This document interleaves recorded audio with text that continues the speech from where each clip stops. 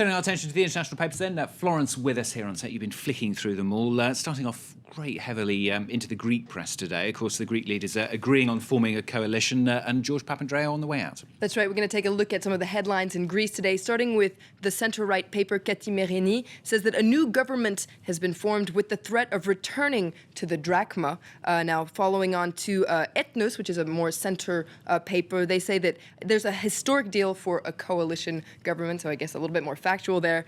Moving on to the left, Eleftherotypia says that a coalition for more austerity measures. Now, a lot of the international press is also covering the events that played out in Greece over the weekend. We're going to start by looking at a cartoon, actually, in China Daily, which is rather critical of outgoing Papandreou. There you see a crazy-looking Papandreou throwing oil on a burning euro symbol, and meanwhile, two very confused Merkel and Sarkozy, dressed as firemen, are trying to put that burning euro out. Perhaps that's a new job for either of them. We'll wait and see.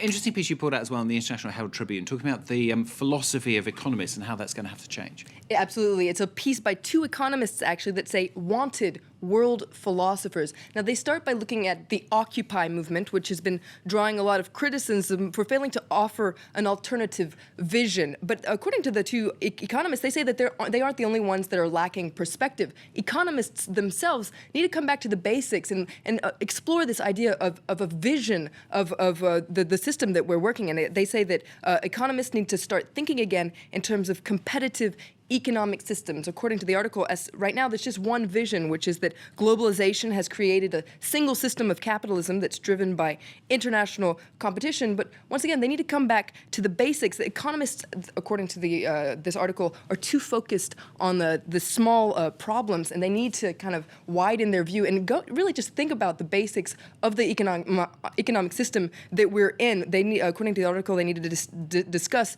different types of capitalism and in whose interests they're working for, and this is the first step to creating a better world, according to this article. Okay, you never know, it might happen. The man who terrorised the world, Carlos the Jackal, in the 1970s, going on trial here in Paris today. A lot of coverage about that. Yes, he gave an interview. Well, an interview appeared in a Venezuelan daily called El Nacional over the weekend. Now, according to El Nacional, the interview was actually conducted between the 27th and the 28th of October. Now, in this interview, he boasts that he committed more than 100 attacks and claimed up to 2,000 lives. And a lot of papers are picking up on this. We're going to take a look at an article in the Spanish press, the ABC. Now, in this interview, Carlos is also critical of the Venezuelan president, Hugo Chavez, who once publicly praised Carlos as being a revolutionary fighter. He says that Chavez doesn't like blood enough, and it's impossible to have a peaceful revolution. Now, the New York Times is also looking a little bit more into Carlos the Jackal, in the lead up to this trial. It says that Carlos the Jackal retains his bluster, though he's lost his hair and lost a lot of weight.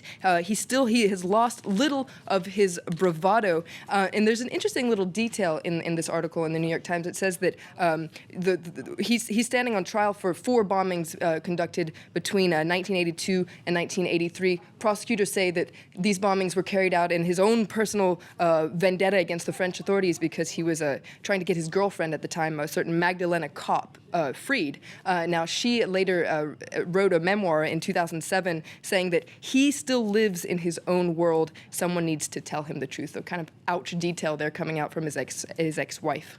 And briefly, in the Israeli press, a lot of concern about the latest hotting up of words between Israel and Iran. That's right. It's an opinion piece by Arner Shalev, who says that Netanyahu, don't act, just keep talking. Now, the article says that Netanyahu has drawn criticism in the past because he's been more of a man of words than a man of action. And according to the article, it says that for the first time, it seems like he's going to stray from words and symbols. Netanyahu is liable to leave his mark on history via an upcoming possible attack on Iran. And to quote this article, it says that under such circumstances, the damage caused by his inaction would be dwarfed by the damage caused by his action. The article is saying that he should stick to his speech. Otherwise, the risk is this most hapless, destructive war at a time this is liable to erupt, according to this article. Florence, thanks very much. Florence Romano there with the international papers today here on France 24.